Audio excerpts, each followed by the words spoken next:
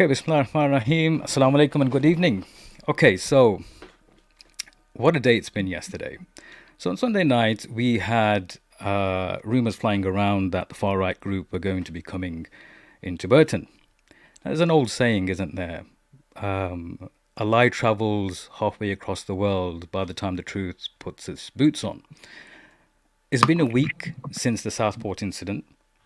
The Southport incident has been further fueled by the fascists, the far right groups, and politicians, and anybody who has an agenda to benefit from causing a division amongst our communities. Now, on Sunday evening, we in Burton-on-Trent also received news, and rumours are flying around that we'll have the far right groups turning up here, gracing us with their presence in Burton Sharif. Now, which obviously didn't happen, but something extraordinary happened. We had a lot of our youth mobilizing together to come and defend our masajid, our places of worship. Now, this was extraordinary on many levels. There was a lot to take from this. But one thing which I think took a lot of people back was how quickly this group grew in numbers and population, and how active people became off the back of what the youth did and initiated.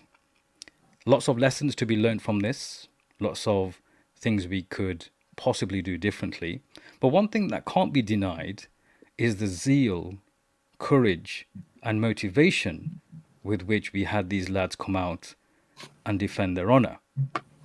So, today's podcast, today's live stream is going to be a free-for conversation on yesterday's events.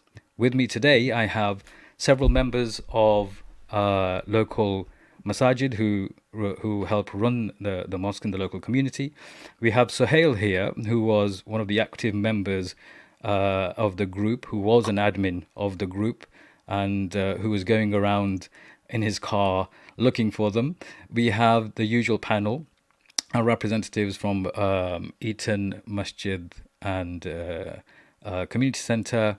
We have Brother Aftab from York Street, and we have Bobby, obviously, who is closely affiliated with Makki Masjid in Victoria Crescent. We also have Brother Ishaq here, who, might I add, is Ishaq, are you still a PhD student, or have you finished that now? No, it's first You're year not finished that now, yeah? So a you're an long aspiring time. doctor, an academic, somebody who's not shy of intellectual debates and analyzing things in more depth. And obviously we have our very own Barry, who is traveling at the moment, as you can see in his car.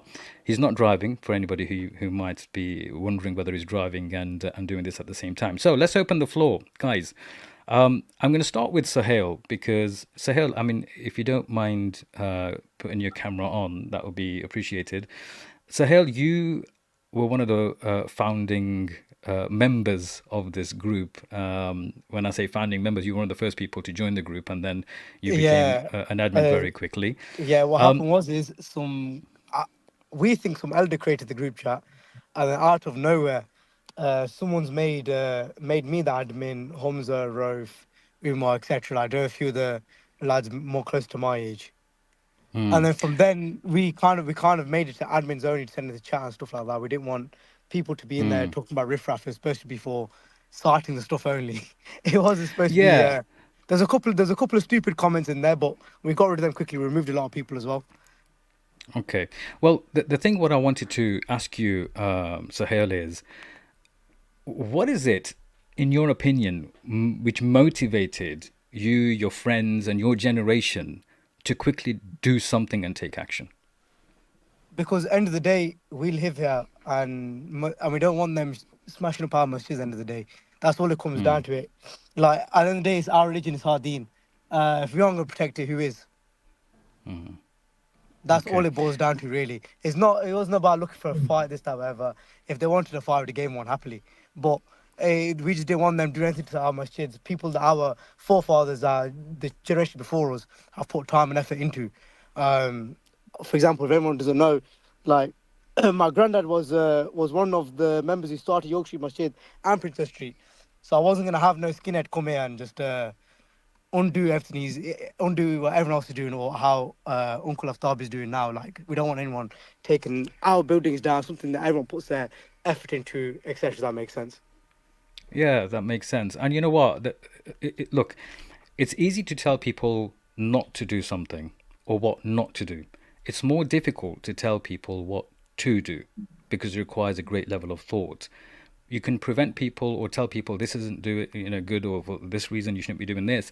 But to tell people and instruct people what to do often requires a lot more thought. And I think as look, I was talking to some of these brothers off camera, and we've come to a stage now where when we come into these situations, we're looking for our uncles, and we quickly realize, hang on, they've gone. We're the next uncles, and we have no one else to look for, look to take the lead, which puts the burden on us and the onus on us, and we have to own up to our own failures as people who are of a generation where we have the likes of Sahel and his friends and people who are in this in the WhatsApp group who came out to do good with good intentions. Everybody needs some direction, and we, I feel, as a community of our generation and above, have to step up also to take that initiative and leading, because nobody was really leading anybody yesterday. And I think that's a lesson to be learned in we situations had like this. We can. we had some plans, to be fair. We Mm, had everyone basically. The train station thing was never a part of the plan, if that makes sense. but it The plan happened. initially, yeah, it happened. The plan initially was for everyone to be in one area. For example, up area lads go to Princess Street, Parker Street, York Street, that sort of thing, and then Bun Mm, area lads, Uxbridge Street, and the like, etc. And then obviously at the time they realised that no one was coming to the masjid, so we quickly found out that everybody was making their way towards the train station. And mm, this is when it became obviously when this is when we got plaster all over Facebook.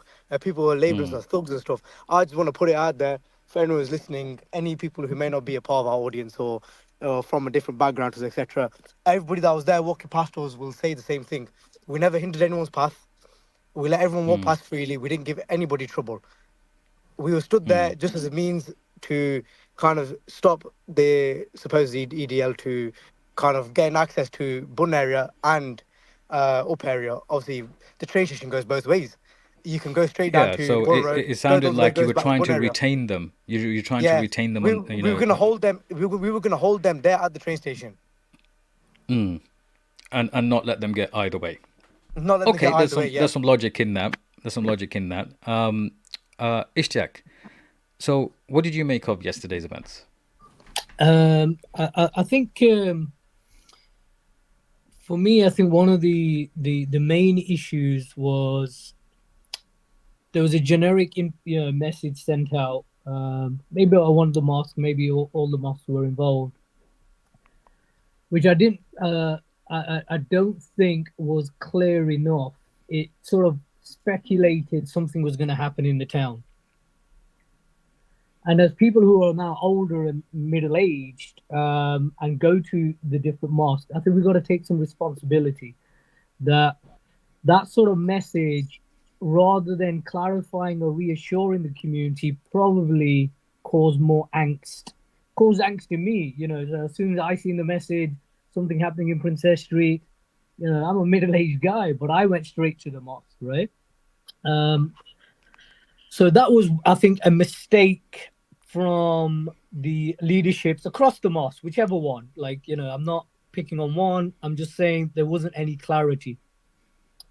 Secondly, for the young brothers who's on now and the people listening, um, we take our principles and values from Allah Subhanahu wa Taala and the Prophet Sallallahu Alaihi Wasallam. So one of the first things I think one of the problems was, and it's maybe a general point regarding in any type of information. So in Surah Hujurat, Allah Subhanahu wa Taala tells us that when a fasik, a troublemaker, or unknown person is giving information, verify that information in case you do something that you're going to regret. Okay.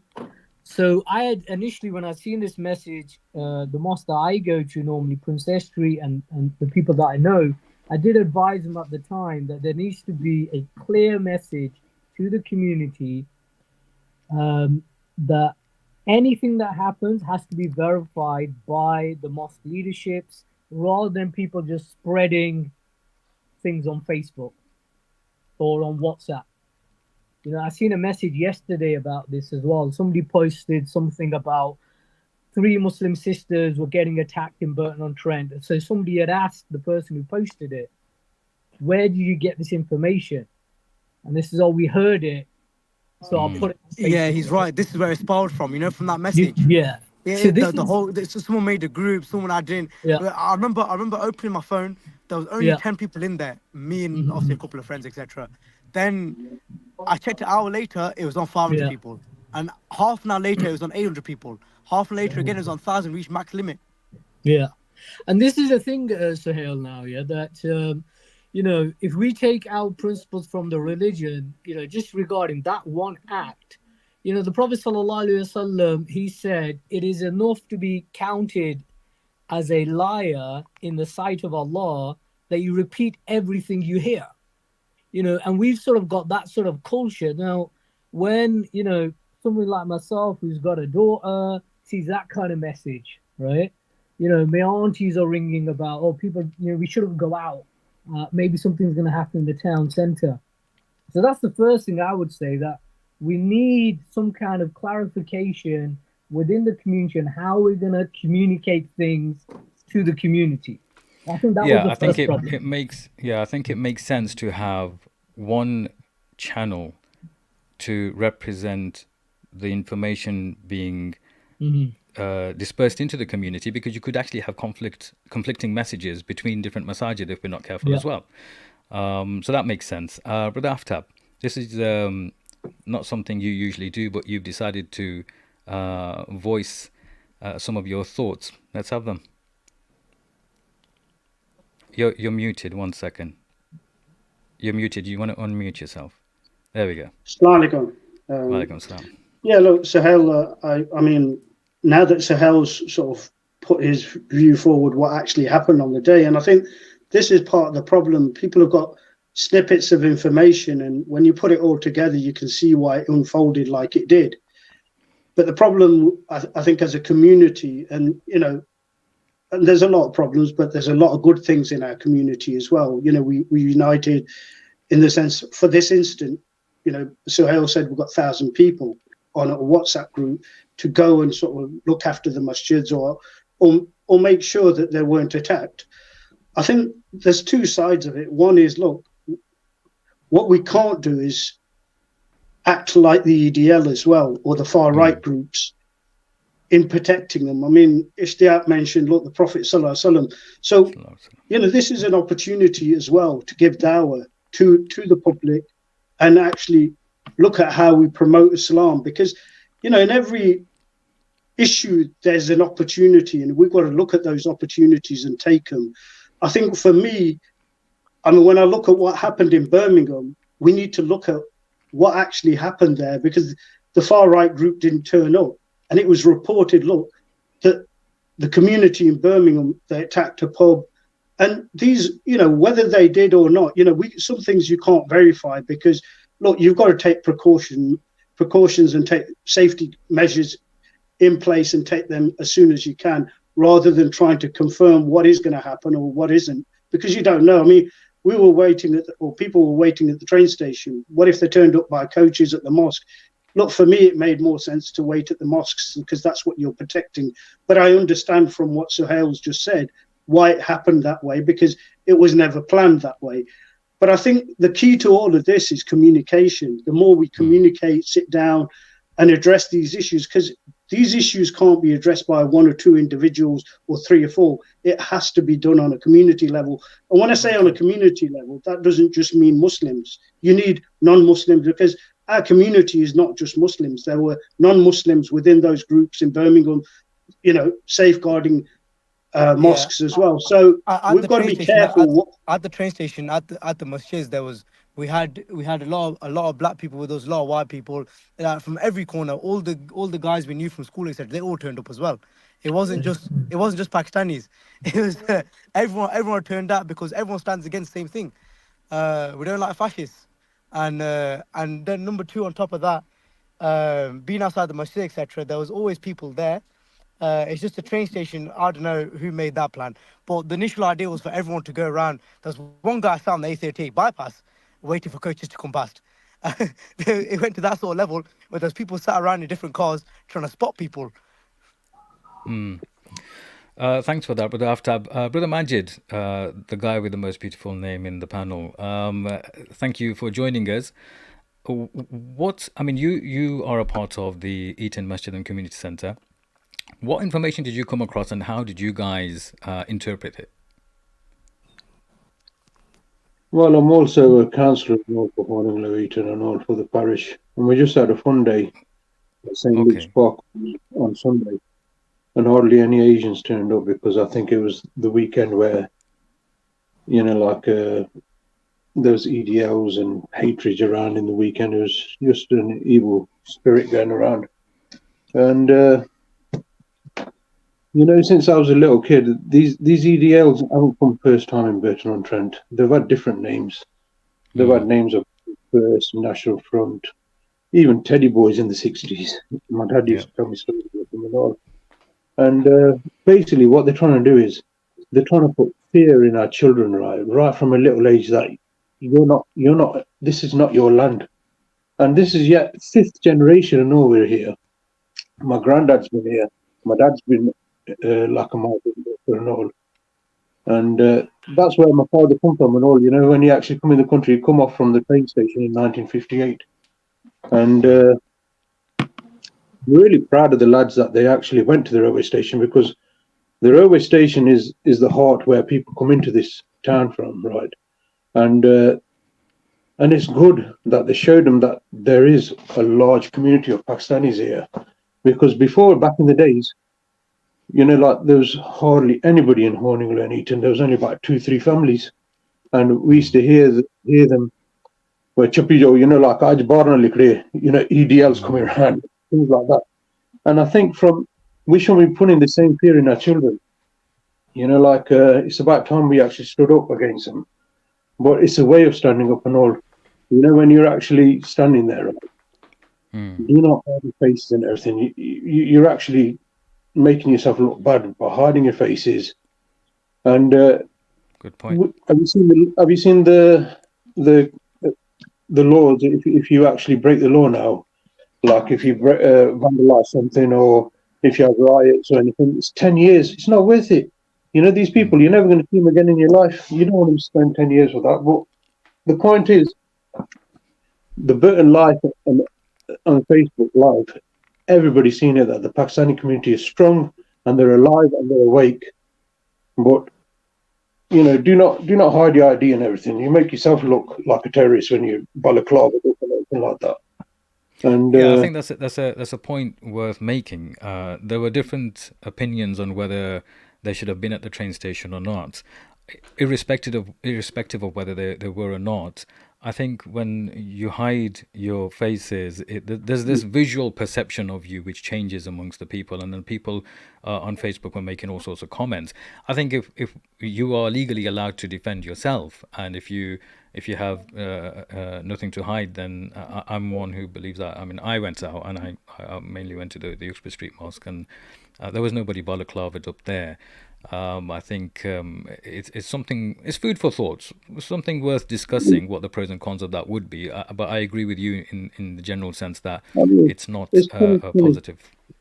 It's 2024. We shouldn't be telling our children and our women and everything, or do not go to town, do not do this. Just think if it was the other way around. Just think if this was us lot attacking, the English race or something, how bad it would look. And women couldn't come out or children couldn't come out. So it is a bad venture altogether. It looks bad, and I think EDL should be banned by now. Things like this shouldn't be happening. Well, if you look at the definition of terrorism and terrorists, then they fall right into it. They're fully meet the definition of the term. Bobby, you were obviously out of town, and you came in to find out that something had kicked off. But you're also affiliated with Makki Masjid in and Victoria Crescent. What was the feedback you were getting, and what were the sentiments of the community? The hysteria is the word I think that I sensed when I returned, because I was in Stoke over the weekend on Saturday evening and Sunday evening. So they were experiencing the riots in Stoke, and there was a mixture of views. The elders were saying, "Look, no one should go out to approach the EDL because they were live there." But the youngsters, they were like, "No, we've got to make a stand." And they were arguing the case of, look, these people are coming to our area, swearing at Allah, swearing at the Prophet ﷺ, threatening our masjids.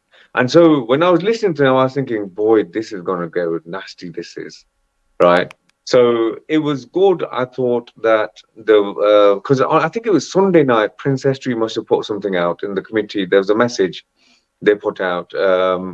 I think it was Sunday night, and then I thought, okay, Hamza, that's good. And then obviously they put subsequent messages up advising caution and what have you. But when I returned, and it was like, okay, seeing the hysteria in my mind, and obviously attended the meeting in the car park on Princess Street Masjid. In my mind, I was thinking, this is irresponsible policing, actually. Right, you tell a mosque that, hang on, someone's going to come and protest outside, and there's going to be probable violence, and you don't do anything. You don't put a statement out yourself. You don't, what you do. So, for example, even in my workplace, there was a message going around that amongst the work colleagues and non-Muslims, and from their social media profiles, that the police have been asked to take extra leave. Don't take extra leave, etc. Make sure that they're present and all this kinds of stuff. So it's whipping up hysteria all around. And I'm thinking, what kind of reassurance did the police give? And having a looked at all the riots, the clips that have been going around, to me, the police it's been a very light touch policing, to be honest. It's been irresponsible. It's almost like they've allowed for these things to escalate to a degree. Like, for example, what happened in Birmingham, Bordsley Green, they allowed the people, the Muslims, to whip up a frenzy. The police contacted a mosque. It went viral on social media. Loads of people turned up, and then someone gets beaten up in a pub, right? And I'm thinking, you should have saw that all coming. Where's your analysis? Where's your risk management? Where's the effective community engagement and all that business? So I think there's a lot of answers there. And I think the masjid should feed that back in that respect, to say, hang on, next time a threat is going to come, is your responsibility for the security? What should we do? Because otherwise, an hour ago, Nigel Farage has done a statement. And he has mentioned that the Muslim mobs or gangs are out on the streets, and they've slashed the ties, and they've attacked the journalists. So, you're not thinking, boy, that is exactly the snippet that he needed to further his political agenda. Yeah, absolutely. Barry, now I know you're traveling. Hopefully we can get a glimpse of you. Your thoughts on yesterday before we get to the secondary questions. I think before we get to the secondary question, there's one thing I would like to say about yesterday and the youth specifically. Rasulullah Sallallahu Alaihi Wasallam, they said that there'll always be good in my ummah until the day of judgment. And whoever says my ummah is destroyed himself. Before I give some advice on the youth in terms of what could have been done better and whatever, I think first we should praise them that yesterday we realized, and they should reflect on this, that actually what is honorable to them, that what is worth defending, is it the cause, is it some women, is it any material things out there, or is it actually the women folk in our community? Is it your deen? Is it the mosques? Is it what's going on in Palestine? Whether they've done it rightly, wrongly, or made a mistake, alhamdulillah, whenever it has happened, they've always stood up. So firstly, may Allah reward them. I would like to praise them. But just one bit of advice is that, look, I was talking to one of them yesterday, saying, look, there's a difference between, and a massive difference between being thuggish and being brave. You look at the EDL, they're thuggish. They can't string two pieces of sentences together. We are the Ummah of Rasulullah Sallallahu Alaihi Wasallam. We're not thuggish, we're brave. We can put two sentences together. So we aspire to be brave, inshallah, not thuggish. This is why the way we carry ourselves and the perception it gives, we've got to be careful, especially when there's things like this, where these are traps that are set out for us to make us look foolish. So that's my advice, inshallah, to the youth and to myself and all of us out there. Thank you. I'm going to roll it back to you, Suhail. The question I have for you is, if you could turn the time back to yesterday, what, if anything, would you say you would have done differently? What would I have done differently? Yeah, well, what would you have had the group do differently? I can't speak for everybody else in the group. That's But what would you say you could have done differently then? what I could have done differently. Maybe, do you know Yeah. what? The whole train station thing could have been avoided, number one. But that was never the idea. It was a splinter sort of thing that kind of happened, if that makes sense. It happened on the ball. There was no direction, as he said, really. The only real plan was stand outside the masjid, etc. And then everyone just kind of like got together and made their own little thing, if that makes sense. There was no there was no real sense of direction. So maybe if you had to go back now and turn the clock, if there was somebody else in charge, maybe an elder from masjid, etc., like an imam, or for example, someone respectful for the community who's actually in the group chat, rather than obviously ragtag bunch of lads, which is how everyone else sees us. That makes sense. We had direction, but it wasn't necessarily executed in the right way. That's just the best way to put it. I think the message was correct. Is they can't come to Burton and think they can get away with it. Number one, that can never happen. This is a National Front days in the 60s. Things have changed very differently. So that's all it is. That's what it really comes down to. If we had more leadership, I think people who actually stuck to what was told, and then obviously on top of that, the police turned up like 3 hours too late as well. We were all there from 11, I think. Police started rolling about 12:30. And then on top of that, they started doing patrols around Burton, which just put everybody else on a bit more of like I'd say made everyone else feel a bit more anxious. That makes sense. Yeah, Like fair it enough. just put everyone a bit of a spotlight. Of course, and to be honest with you, I'm sure the panel would agree, and everybody who's listening would agree. We appreciate your honesty, and that honesty goes a long way. When we understand that things that we could be doing differently, and we reflect with hindsight that with hindsight, if I did something different, if something happened again, this is what I would do different, and that's where we learn from our experiences, and hopefully we can get to a better position. Brother Ishaq, Sahel says if anything could be done differently, it would have been better to have some form of leadership. Yeah. How do you think we get to a stage where we have that kind of a leadership, and how do we get to that leadership role in the community? I think firstly, just from listening to Sahel and some of the brothers, what they've said today, some of the messages that are coming into the chat, one of the things we've got to keep in mind is I think off before the podcast, I was mentioning to some of you guys about like history is a good lesson for us. I think Brother Majid had mentioned about, say, the National Front in the 70s and the 80s. So, what I don't want to come across is to say to people that when there is a clear danger to your places of worship, to your elders, to your family, that the religion is somehow telling you, be passive. Is not telling us that at all, right? I think you had mentioned it about the issue of self-defense. Before just addressing your question, Matt, just one thing. I mentioned to some of the guys outside the mosque yesterday in terms of attitude. You know, the Prophet sallallahu alaihi wasallam said to is reported to have said, "Do not wish to meet your enemy, but if you meet the enemy, then remain firm." Now, what that is the teaching us is the idea of being prepared. Okay, that we're not just reactionary when things happen. And I think one of the failures of our community and the leadership in the community is that we have not been prepared. This mainstreaming of far right views led by the political class, right wing media, you know, think tanks, cultural warriors on social media. You know, we've got the likes of Tate, Tom Robinson, all these guys. This has been going on for a while. Okay. And anybody who's been noticing this, you know, this is just the end result. This is what's going to happen because they've been stoking this hostile environment.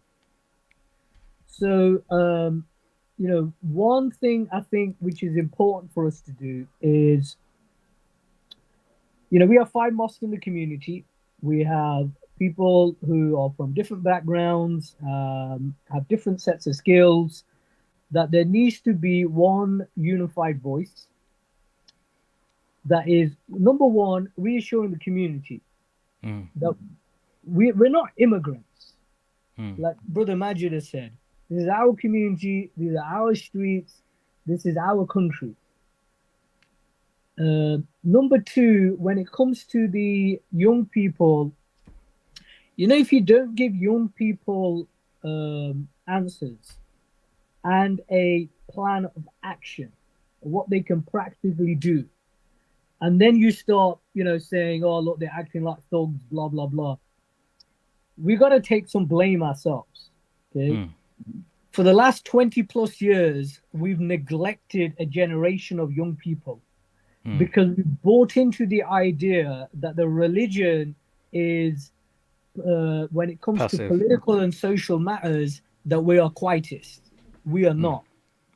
You know, we have a responsibility. And I'll just mention one tradition, okay? It's a hadith Qudsi where Allah subhanahu wa ta'ala forbids something upon himself. That's the only time he does it, okay? And then makes it forbidden for us, right? And we take some lessons from this tradition where Allah says that he has forbidden upon himself injustice. And then he tells us, do not commit injustices against each other. So what we learn from this is, if there are injustices committed in our communities, in the countries that we live, nationally, internationally, we as the Ummah of Sayyidina Muhammad sallallahu alaihi wasallam have a responsibility to stand against those injustices, whether it's the migrants who are being attacked at the moment, whether it's the black community, when the Black Lives Matter movement was happening 4 years ago. That was our issue for us as well. It wasn't a black issue. That was an issue for us as well. But we were quiet then, and now we're saying, where's the black community, right? Because unfortunately, we even have that same thought about our own community if it's in a different city. So when something happens in a different city, I've heard people say, oh, that's to do with them, they'll deal with it. We've got our own stuff to worry about more locally. You know, because, you know, I'll just finish on this point before others jump in. One spectrum is the knucklehead, you know, I know people call them EDL. This is the far right racists, right? Whatever name that they give themselves at the moment, okay? Patriots, whatever they call themselves. That's one spectrum. That if there's a direct threat, there needs to be a community prepared response. So I think the mosques and people who are stakeholders in the community should have some kind of unified plan. I mentioned to some of the guys yesterday, if some of the elders were feeling that, you know what, I'm a bit worried about walking down to the mosque, maybe we could have coordinated something that, you know, we'll have some of the guys walking them down from Victoria Street to Derby Street and maybe the same in Uxbridge Street, something practical. But secondly, the mainstreaming of these positions and these far right views is intensified. Mm. So we as a community collectively need to look at how is it we're going to politically, socially make ourselves sharper, that we aren't going to get fooled, and that we can work with other anti-racist organizations that we have, right, in our communities, whether it's Burton, Derby, wherever we are, to work in solidarity with other movements as well. I know, I think I'll probably share it with you later, and then you can put it on your social media. I know there is a call for collective anti-racist demonstrations. People from all, Black and minority ethnic groups coming together and having a collective stand. And I think as a community, that's something that we should be supporting. That is not just even though as Muslims we might be at the forefront, but this is affecting a lot of people. So I think these may be some of the things to consider. Brilliant. Excellent points there, Brother Ishtiaq. Brother Majid, bringing you back on, Ishtiaq mentioned the idea of having a unified voice amongst the 5 mosques, or however many mosques we end up having, and being able to streamline that communication to the larger community. So there's no doubt of information, and there's no misconstruction of information, and there's clarity in the information, and the information is something which everybody can take on without there being any differences amongst the community. So clarity is something that Suhail mentioned also, lack of direction. As somebody who works with a masjid and somebody who's a counsellor, how do you see a potential way of unifying that voice or those voices to be one? That's a mission hard on that. Is whenever there's protests before and all, the mosques always tell us to stay at home. That's the only advice I give you. We've just had elections, just not long ago, general elections, and we had our own representative, a Muslim representative. The mosque stayed quiet. I was really sad when the mosque stayed quiet on that. When you had a proper representative, just like what you've got right now, you've got representatives talking to you about you, and the best thing about it is all our mosques are situated in our communities, in our own areas. They're not out of our own areas, so they're well protected. And now we need to start, instead of doing big extensions and everything, just for Eid Day, for filling the mosque, we need to start spending on the youth. The youth have been neglected far too long now. 100%. They need to, instead of just going to protest and everything, we need to bring the youth together to the mosque and all, and to learn the deen, and to just teach them what marriage life is, how to be a good brother, like how to help in the household. Just stick to the basics. Our mosques don't need to fight with each other, like with the subjects like Shia, Sunni, this and that. We don't need to get involved in that. We've got other problems with children's drugs, alcohol, this and that, right? And it's 6 weeks holidays, and just think, what have our mosques actually done for our youths in these 6 weeks holidays? How much money or funding have they actually got out? I know they've got £200,000 there, 2,000 or whatever, but what are they spending on the youth? The youth are the real asset. They're the future for us, and we need to concentrate 100%. On them. Yeah, absolutely. Thank you for that. Bobby, just going to add you in there. The youth are our future. They are our assets. These are the next generation of our community leaders. Those people who we had in the WhatsApp group from yesterday, people like Suhail, people like his friends, and the people who actually took the initiative to do something. These guys are our next leaders of the community. How do we better prepare this next generation of our leaders? A very good question. And one thing that we take as a positive, they didn't shy away. Okay. Yeah. And in anything, one thing I've noticed, especially online, is actually they're still on the forefront. Right. For example, there's a lot of memes going around today showing how daft the far right actually look and sound. Right. In other words, there is a mocking style, but it's a style nevertheless. They're trying to get a message out that actually these people are docile or whatever, and therefore come on, man. You know what I mean? And then there's some jokes going around, you know, that you want your country back. What about your teeth? Yeah, your teeth. You know what I mean? So yeah, you got all of that kind of stuff going on. But the youth are on it. You know, they're not sitting back and shy. So as a masajid, I think then we've got to be really proactive. So let's take an example. Let's take a live example. Yeah. One of the issues regarding migration, or one of the causes of migration, is the social care crisis within the UK, right? Elders are left in homes to fend for themselves because their children or their relatives, wider family, community are not looking after them. So therefore, you do need migration from abroad to look after them. So as the masajid, it's a sensible discussion to have, right? And discuss it with the children, that actually, how do you become caring, loving individuals? So we, number one, don't face this crisis, and number two, we appreciate why the non-Muslims, because they've moved away from their values, they're living in a vacuum now, right? They've moved away from their values and they've led to this crisis. And do you want your parents to be like this? Do you want your grandfather to, you know, sleep in his own urine, as an example? So these are sensible discussions to have. And that's just one misal that I've just given. So the live discussions that we should be having, I think we can engage with comfortably, because the youth are hungry. When anyone watches social media and what happens yesterday, the youth don't back off. They're there for putting their point of view across. They stand their ground.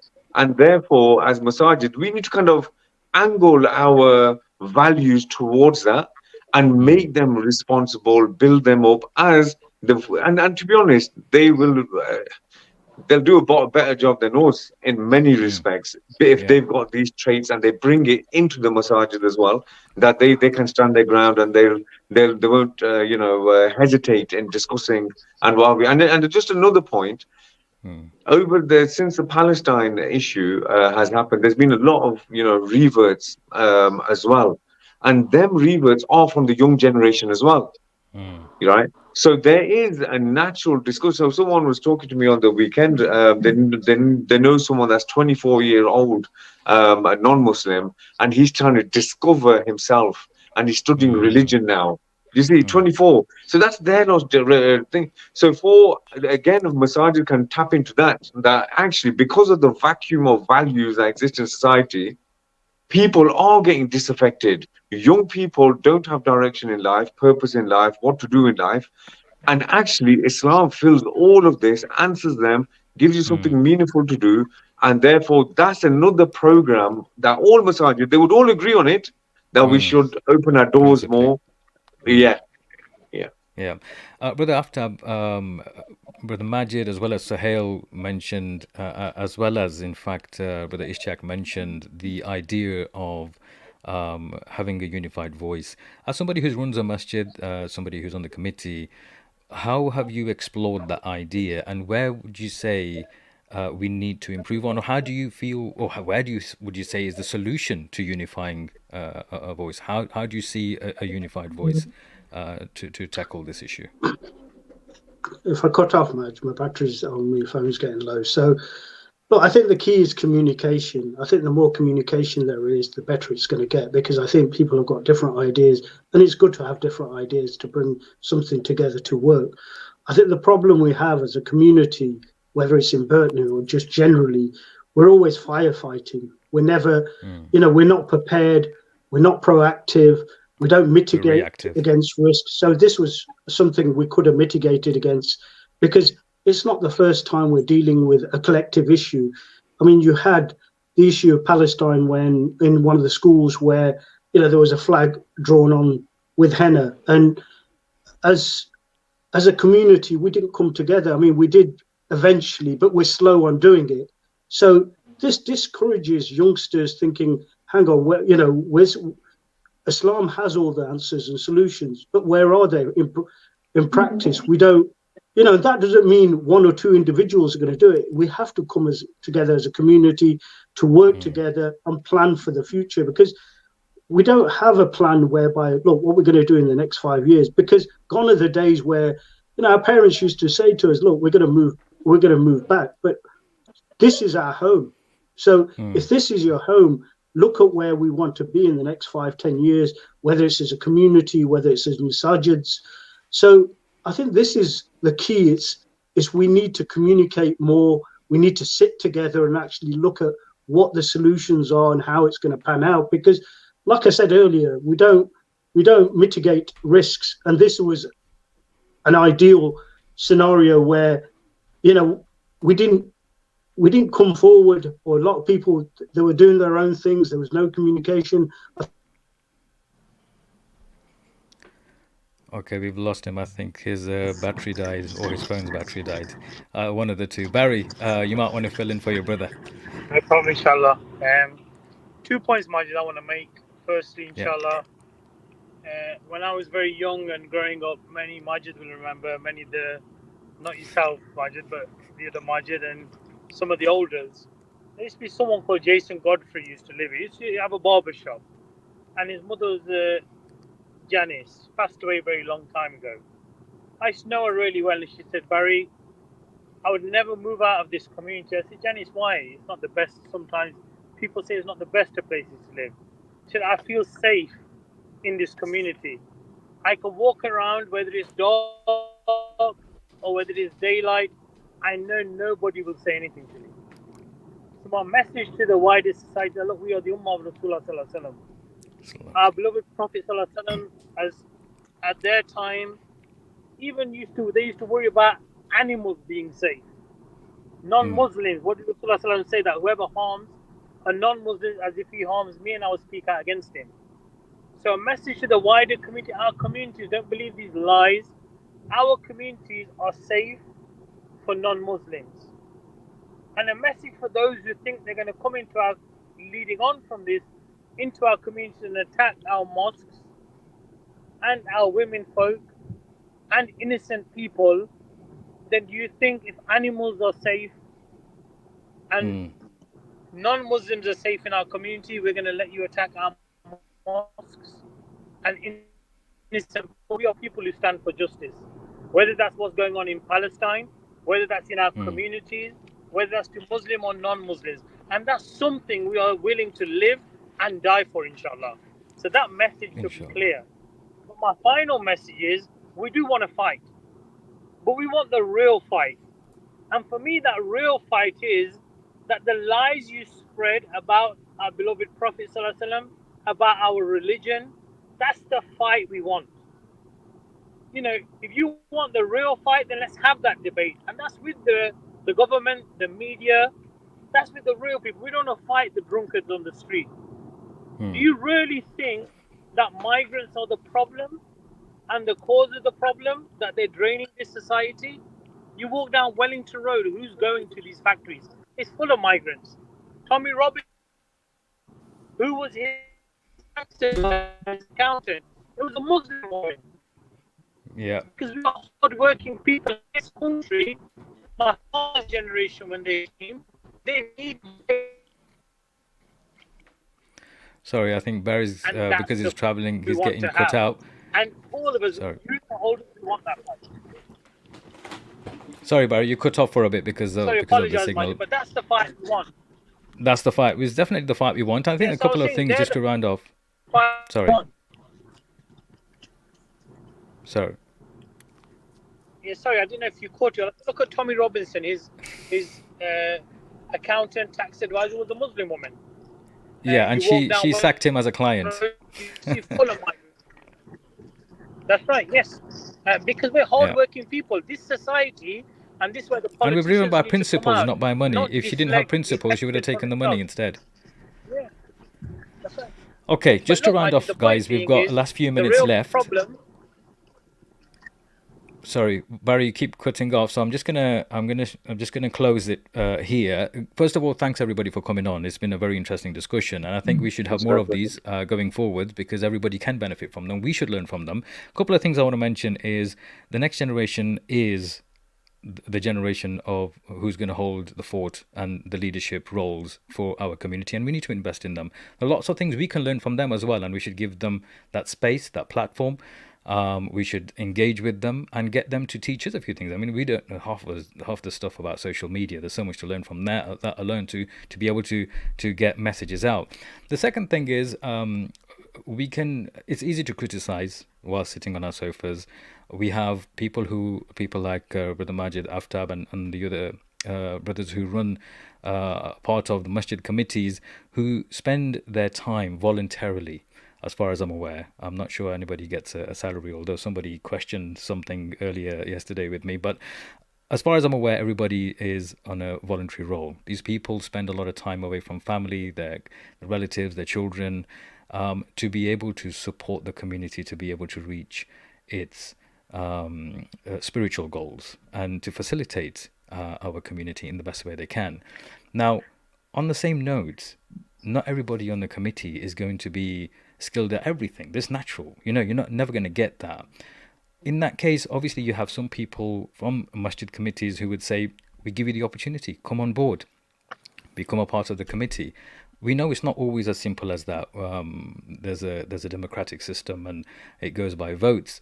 But I think there's also something that we need to be aware of, is when you're in a role in a masjid and you need certain expertise and somebody in the community can provide those expertise, we should be humble enough and to say, brother, this isn't our forte. Please, can you just come and help us out with this? A lot of people, myself included, we don't want those kinds of roles, formal roles, but we're more than happy to lend our expertise or anything that we're skilled in for the local masjid. And I'm sure there'll be everybody else who would share the same sentiment.